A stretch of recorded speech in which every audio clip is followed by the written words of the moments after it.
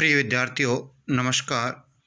मैं अनिल कुमार यादव, सहायक आचार्य राजनीति विज्ञान, राजकीय कन्या महाविद्यालय बहरोड।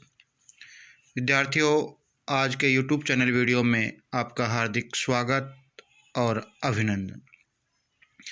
विद्यार्थियों, जैसा कि पिछले वीडियो में हमने आपको राजनीति विज्ञान के क्षेत्र पर चर्चा की थी परंपरागत दृष्टिकोण के अनुसार, आज के इस वीडियो में हम राजनीति विज्ञान के क्षेत्र पर चर्चा करेंगे आधुनिक दृष्टिकोण के अनुसार। विद्यार्थियों, राजनीति विज्ञान का परंपरागत क्षेत्र निश्चित ही संक्षिप्त था, वह सैद्धांतिक था। उसमें राजनीतिक संस्थाओं जैसे जैसे राज्य, सरकार व अन्य समुदाय का ही अध्ययन शामिल किया गया था। किंतु 20वीं सदी में राजनीति विज्ञान के क्षेत्र में एक नवीन दृष्टिकोण उभरा, जो परंपरागत दृष्टिकोण की तुलना में निश्चय ही अधिक व्यवहारिक व व्यापक था। इससे ही आधुनिक दृष्टिकोण कहते हैं।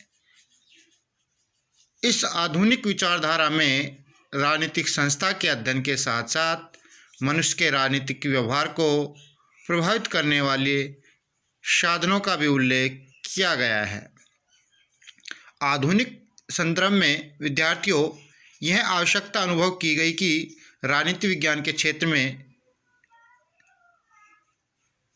प्रभाव डालने वाले साधनों का अध्ययन नहीं किया जाएगा, तब तक राजनीति विज्ञान अपूर्ण रहेगा। इसलिए विद्यार्थियों, David Stern, Hermann Heller, Catlin, Kaplan, Lasswell और मार्गेंथो जैसे विचारकों ने राजनीति विज्ञान के क्षेत्र को नवीन स्वरूप प्रदान किया। इन विचारकों ने राजनीति विज्ञान के क्षेत्र में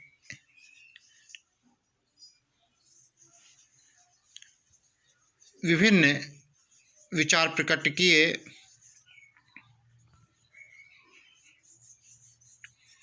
जैसे इन्होंने बताया कि राजनीति विज्ञान शक्ति का अध्ययन है, यह राजनीतिक व्यवस्थाओं का अध्ययन है, यह निर्णय प्रक्रिया का अध्ययन है, यह विभिन्न राजनीतिक समस्याओं का अध्ययन है, यह सामान्य अभिमत व सहमति का अध्ययन है। तो विद्यार्थियों, सबसे पहले हम बात करते हैं राजनीति विज्ञान के आधुनिक क्षेत्र के अंतर्गत शक्ति का अध्ययन। विद्यार्थियों, राजनीति विज्ञान के क्षेत्र में सर्वप्रथम उन तत्वों का अध्ययन किया गया है जो हमारे राजनीतिक आचरणों को प्रभावित करने के मुख्य साधन हैं, जिसके लिए लासवेल ने कहा है कि राजनीति विज्ञान शक्ति के निर्धारण और सहभागिता का अध्ययन है। लासवेल, मैक्स वेबर और मार्गेंथो सभी विचारक राजनीति विज्ञान को शक्ति पर आधारित मानते हैं। कैटलिन तो कहते हैं कि राजनीति विज्ञान शक्ति का विज्ञान है। हमारे राजनीतिक आचरण को प्रभावित करने में शक्ति तत्व की महत्वपूर्ण भूमिका है। शक्ति ही वह तत्व है, वह धुरी है जिसके चारों ओर राजनीति विज्ञान चक्कर लगाती है। इस प्रकार विद्यार्थियों, अगला बिंदु है राजनीतिक व्यवस्थाओं का अध्ययन। विद्यार्थियों, आधुनिक राजनीतिक विचारक राजनीति विज्ञान के क्षेत्र में राजनीतिक व्यवस्था के अध्ययन को शामिल करते हैं। राजनीति में देश व परिस्थितियों के आधार पर जो विभिन्न प्रकार की राजनीतिक व्यवस्थाएं अपनाई जाती है, उनका अध्ययन राजनीति विज्ञान में विद्यार्थियों किया जाता है। अगला बिंदु है निर्णय प्रक्रिया का अध्ययन। कुछ विचारक राजनीति विज्ञान के आधुनिक क्षेत्र में निर्णय प्रक्रिया का अध्ययन मानते हैं। राजनीति विज्ञान के क्षेत्र में निर्णय निर्माण प्रक्रिया के अध्ययन को शामिल किया गया है। अर्थात राजनीति विज्ञान में सरकार का अध्ययन किया जाता है। इसका अर्थ स्पष्ट है कि सरकार का कार्य विधि निर्माण करना है। विधि निर्माण की क्या प्रक्रिया है, राजनीति विज्ञान में इसे शामिल किया गया है। सरकार समय समय पर जो निर्णय लेती है, उन पर कानून बनाती है, निश्चय ही उनकी एक प्रक्रिया है। इस प्रकार विद्यार्थियों, स्नाइडर जैसे विचारक राजनीति विज्ञान को निर्णय निर्माण की प्रक्रिया का अध्ययन बताते हैं। अब बात करें विद्यार्थियों अगले बिंदु पर, वो है विभिन्न राजनीतिक समस्याओं का अध्ययन।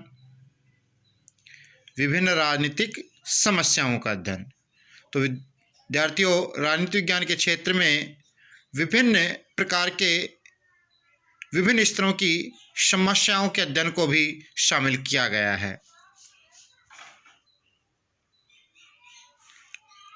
अब बात करें विद्यार्थियों अगले बिंदु पर, वो है सामान्य अभिमत व सहमति का अध्ययन। विद्यार्थियों, राजनीति विज्ञान विभिन्न समस्याओं का अध्ययन करता है। ये समस्याएं राष्ट्रीय, अंतर्राष्ट्रीय, किसी भी स्तर की हो सकती है। इन समस्याओं में संघर्ष के कुछ ऐसे बिंदु हैं जिन पर विभिन्न पक्ष एक मत हो जाते हैं अथवा अलग से कोई विचारधारा व्यक्त की जाती है। पारस्परिक विचार विमर्श की इसी प्रक्रिया से विवादों व समस्याओं का हल हो जाता है। इसी प्रक्रिया को राजनीति की भाषा में अभिमत व सहमति कहते हैं। विद्यार्थियों, राजनीति शास्त्र एक प्रगतिशील समाज विज्ञान है। राजनीति का क्षेत्र